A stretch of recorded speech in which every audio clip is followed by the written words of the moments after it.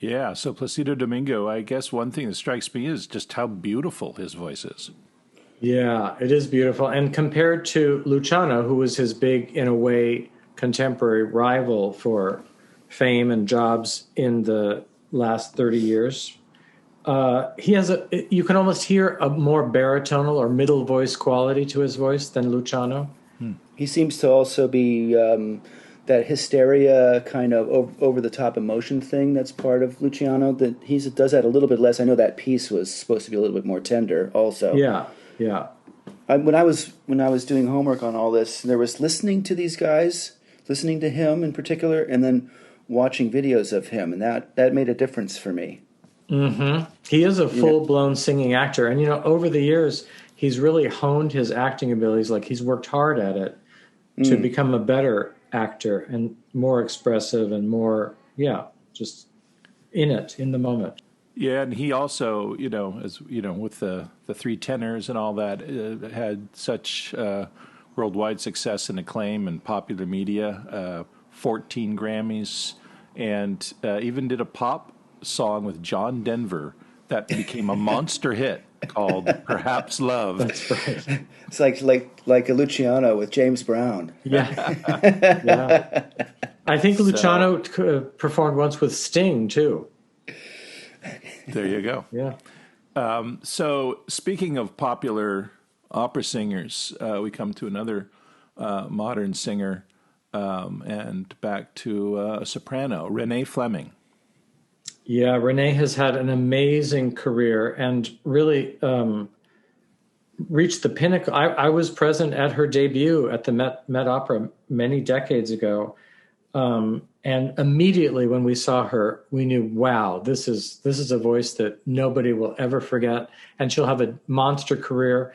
And she did go on to have a monster career all over the world. And now is doing less and less opera. In fact, she's announced she's going to slowly not do opera roles anymore, but she's still very much singing concerts. And she's been on Broadway in the past year, performing in a musical in Carousel. Yeah.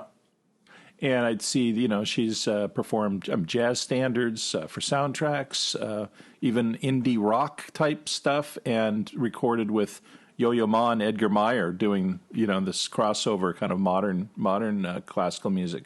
So she's very versatile and willing to explore outside the area that gave her first fame. Yeah, and she started as a jazz singer. So that was the first part of her singing career before she went into opera and classical music.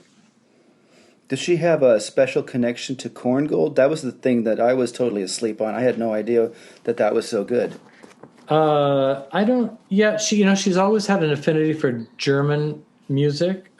She lived and worked in the first part of her opera career life in Germany, and I don't know how she got associated with Korngold's music, but she did. Yeah, I was totally asleep on that stuff. Yeah, me too. And when we have Peter back to talk about the composers of opera, Korngold is going to be an interesting character to explore. Well, yeah, and then he was a significant classical music composer who then was, banished himself from Europe during the Nazi era. Ended up being a Hollywood movie composer. Very successful. That's right, and composing music for some classic films and things. So let's listen to Renee Fleming and tell us about this Korngold piece. So she sings Das Glück, das mir verblieb from Die Tote Stadt, which means the happiness that has stayed with me, and the title Die Tote Stadt means the dead city.